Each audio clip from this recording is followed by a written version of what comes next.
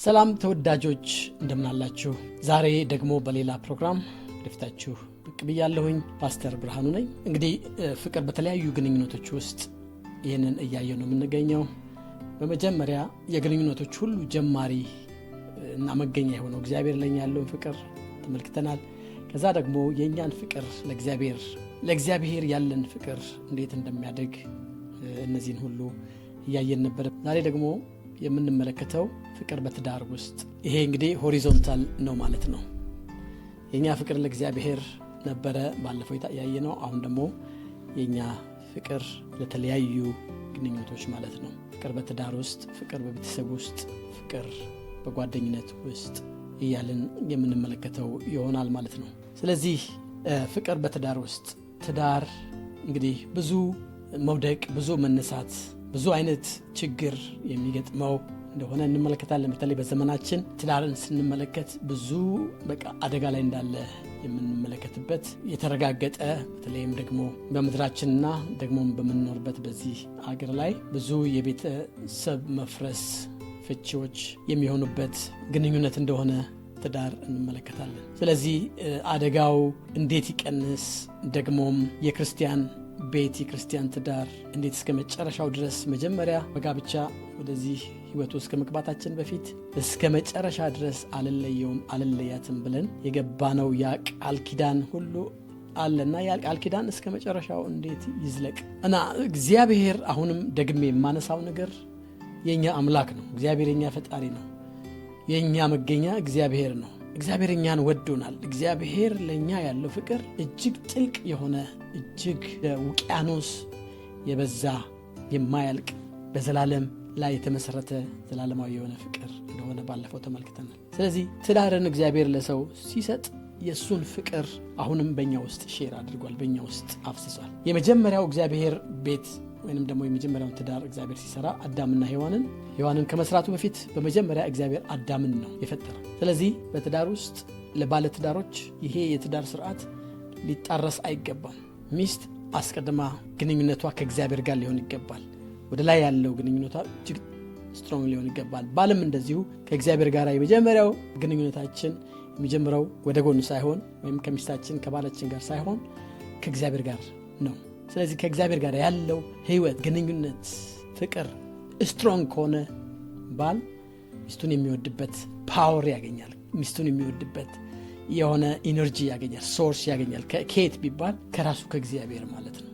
እግዚአብሔር እንደወደደን መውደድ ስንጀምር ፍቅራችን፣ ትዳራችን ውጤታማ ይሆናል። እንግዲህ ስለ ትዳር፣ ፍቅር በትዳር ውስጥ የሚለውን ከማየቴ በፊት ስለ ራሴ በመናገር ይህንን ፕሮግራም መቀጠል ፈልጋለሁ። ለ20 ዓመት የዘለቀ ትዳር አለኝ። የአንዲት ሚስት ባልና የ4 ልጆች አባት ነኝ።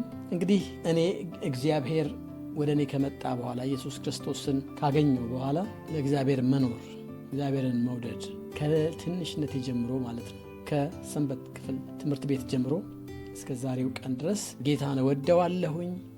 ጌታን ደግሞ ለመውደዴን በማገልገል ገልጥለታለሁኝ፣ አገለግለዋለሁኝ። ከሰንዴ ስኩል ኳየር ጀምሮ እስከ ዛሬ ድረስ ጌታን በማገልገል ነው ህይወቴ ያለውና እግዚአብሔር አምላክ ስለዚህ ክብሩን ይውሰድ። ለዚህ የፍቅር ህይወቴን እግዚአብሔር በዚህ መልክ ባርኮታል። ክብሩን መልሼ ለእግዚአብሔር ሰጣለሁ። ስለዚህ ዛሬ በተለያየ አይነት ችግር ውስጥ፣ ፈተና ውስጥ፣ የተለያየ መውደቅ መነሳት ውስጥ ያላችሁ ሰዎች፣ ትዳር ውስጥ ማለት ፍቅራችሁ እየጠፋ እየደበዘዘ ሊጠፋ እየተቃረበ ያላችሁ ሰዎች ዛሬ ልነግራችሁ የምፈልገው ነገር ዛሬም ተስፋ አለ። የፍቅር ፈውስ ፍቅር ነው ብዬ ባለፈው ተናግሬያለሁ። ስለዚህ የትዳራችሁ ፈውስ ፍቅር ነው። እሱም ማን ነው? እግዚአብሔር ነው። እግዚአብሔር ፍቅሩን በእኛ ላይ ሲያፈስ እኛ ደግሞ ፍቅራችንን ለሚስታችን፣ ፍቅራችንን ለባላችን መግለጥና በዛ ፍቅር መኖር አይከብደንም ማለት ነው። ስለዚህ እግዚአብሔር ያጣመረውን ትዳራችሁን እስከ መጨረሻ ድረስ ማንም አይለየውም ብዬ ይህንን አውጃለሁኝ በባለ ትዳሮች ላይ። ደግሞም በተለያየ ችግር ውስጥም ላለን ገና ተስፋ አለ፣ አሁንም ተስፋ አለ። በፍቅር ህይወታችሁ ላይ ያለውን ያንን የተጀመረ ኪዳን ህይወት ዛሬም እግዚአብሔር ኃይልን ሊሰጠው ጉልበትን ሊጨምርለትና እስከ መጨረሻ ሊያዘልቀው ይችላል ብዬ አሁንም በድጋሚ ይህንን እናገራለሁኝ። እንግዲህ እግዚአብሔር የሥርዓት አምላክ ነው እያልን ባለፈውም ጊዜ ተናግረናል። እግዚአብሔር አምላክ ነው። እግዚአብሔር ነው የኛ ፈጣሪ ነው። እግዚአብሔር ከኛ መወደድን ይፈልጋል፣ ከኛ ግንኙነትን ይፈልጋል። ስለዚህ በህይወታችን በማንኛውም አይነት ግንኙነት፣ በማንኛውም አይነት የህይወት አቅጣጫ እግዚአብሔር የመጀመሪያ ሊሆን ይገባል። ስለዚህ እግዚአብሔር አሁን እንደ ትራያንግል ብናስቀምጠው ለሶስት ጎን እግዚአብሔር ሁሉ ጊዜ ከበላይ ሊሆን ይገባል። እግዚአብሔር ከላይ ሊሆን ይገባል፣ ባል ሚስት። ስለዚህ ይህንን ትራያንግል ሁሉ ጊዜ ቼክ ልናደርግ ይገባል። እግዚአብሔር በትዳራችን ውስጥ አንደኛ መሆን አለበት። በሶስት የተገመደ ገመድ አይበጠስም ይላል በመክብብ ምዕራፍ 4 ቁጥር 12 ላይ። ህይወታችን እግዚአብሔር ባልና ሚስት እንደሆነ መዘንጋት የለብንም። በኪዳናችን ውስጥ እግዚአብሔር አለ፣ በትዳራችን ውስጥ እግዚአብሔር አለ። ስለዚህ እግዚአብሔርን በእውነት ዋና ልናደርገው፣ የበላይ ልናደርገው፣ መጀመሪያ ልናደርገው ይገባል። አንዳንድ ጊዜ በትዳር ውስጥ ያለው ትርምስ፣ በትዳር ውስጥ ያለው ትዳር ሲኦል የሚሆንበት ጊዜ ቅደም ተከተሉን ስናዛባ ወይንም ደግሞ ስርዓቱን የህይወት ወይንም የትዳርን ስርዓት ስናዛባው ነው። እግዚአብሔር መጀመሪያ ሊሆን ሲገባው መጀመሪያ ስራችንን እናመጣለን፣ መጀመሪያ ቢዝነሳችንን እናመጣለን፣ መጀመሪያ ልጆቻችንን እናመጣለን፣ መጀመሪያ ሌሎች ነገሮችን እናመጣለን። እንደዚህ በሚሆንበት ጊዜ ስርዓቱ ተዛምፏል፣ ተጣርሷል፣ ተዘበራርቋል። ስለዚህ ሁሉ ጊዜ ይህንን ባል ተከታትሎ ማስተካከል ይገባዋል። ሚስት ይህንን ተከታትላ ማስተካከል ይገባታል። እንደዚህ ሲሆን ትዳራችን ገነት፣ ትዳራችን ለሌሎች ሁሉ ምሳሌ የሚሆን በቃ ደስ የሚያሰኝ ለእኛም የምንደሰትበትና እግዚአብሔርን የምናመሰግንበት ሊሆን ይችላል ማለት ነው። ስለዚህ ሁልጊዜ ስርዓቱን በትክክለኛው መስመር ላይ ማድረጋችንን ቼክ ማድረግ አለብን። ሁለተኛው ደግሞ ወደ ምንጩ ሁልጊዜ መመለስ አለብን። ሁልጊዜ ከእግዚአብሔር ባለፈው መጀመሪያ ላይ እንደተናገርኩት እግዚአብሔር የፍቅር ምንጭ ነው። ስለዚህ ከእግዚአብሔር የፍቅር ምንጭ የፍቅር ወንዝ ወደኛ ይፈሳል። እኛ ደግሞ ወደ ሚስታችን፣ እኛ ደግሞ ወደ ባላችን፣ እኛ ደግሞ ወደ ልጆቻችን፣ ወደ ጓደኞቻችን፣ አብረውን ወደሚያገለግሉ፣ አብረውን ወደሚሰሩ ማስተላለፍ እንችላለን ማለት ነው። ስለዚህ ሁልጊዜ ወደ ምንጩ መመለስ አለብን። ከምንጩ የተቋረጠ ወንዝ መፍሰስ እንደማይችል ከእግዚአብሔር የተቋረጠ ትዳር የመጀመሪያውን ያለውን ሰላም፣ ያለውን ደስታ፣ ያለውን ያንን መልካም ፍሎ ሊቋረጥበት ይችላል፣ ሊቆምበት ይችላል ማለት ነው። ስለዚህ ሁልጊዜ we need to back to the source ማለት ነው። ከምንጩ ጋር መጣበቃችን፣ ከእግዚአብሔር ጋር መጣበቃችን ሁልጊዜ ቼክ ማድረግ አለብን። እንደዚህ ሲሆን በእውነት ትዳራችን ያብባል፣ አቅም እናገኛለን፣ እርዳታ ከእግዚአብሔር እናገኛለን። የምንወድበትን የእግዚአብሔርን የፍቅር ምንጭ እንደገና ማግኘት እንችላለን። ደግሞ ከእግዚአብሔር ጋር ሁልጊዜ የሚያጣብቀን እግዚአብሔርን አብረን ሆነን ማምለክ፣ አብረን ሆነን በጸሎት እግዚአብሔርን ሁልጊዜ ወደ ትዳራችን መጋበዝ፣ የጸሎት ህይወታችን ከእግዚአብሔር ጋር ያለን እንደ ባለትዳር ጠንካራ ሊሆን ይገባል ማለት ነው። እና የእግዚአብሔር ቃል በዮሐንስ 15 ቁጥር 5 ላይ ቅርንጫፍ ያለ ግንዱ ፍሬ ሊያፈራ እንደማይችል እንዲሁ እናንተም ያለ እኔ ምንም ልታደርጉ አትችሉም ይላል እግዚአብሔር ቃል ሲናገር። ኢየሱስ ክርስቶስ ነው ይሄንን ያለው።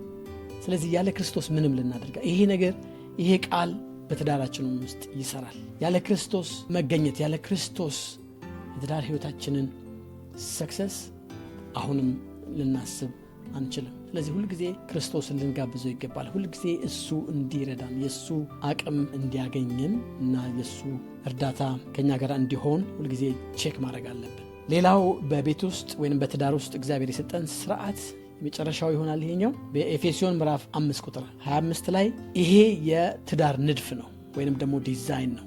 ወደ ዲዛይኑ ሁልጊዜ መመለስ አለብን። ባሎች ሆይ ክርስቶስ ቤተክርስቲያንን እንደወደዳት እንዲሁ ሚስቶቻችሁን ውደዱ። ይሄ ብሉፕሪንት ነው። እግዚአብሔር ለትዳር ለክርስቲያኖች የሰጠን ብሉፕሪንት ነው፣ ለሌሎችም ሰዎች። እንደገናም ደግሞ ኤፌሶን ምዕራፍ 5 ቁጥር 22 ላይ ሚስቶች ሆይ ለጌታ እንደምትገዙ እንዲሁ ለባሎቻችሁ ተገዙ። ስለዚህ ባሎች ለሚስቶች ፍቅር ያስፈልጋቸዋል፣ ሚስቶች ለባሎች ፍቅር ያስፈልጋቸዋል።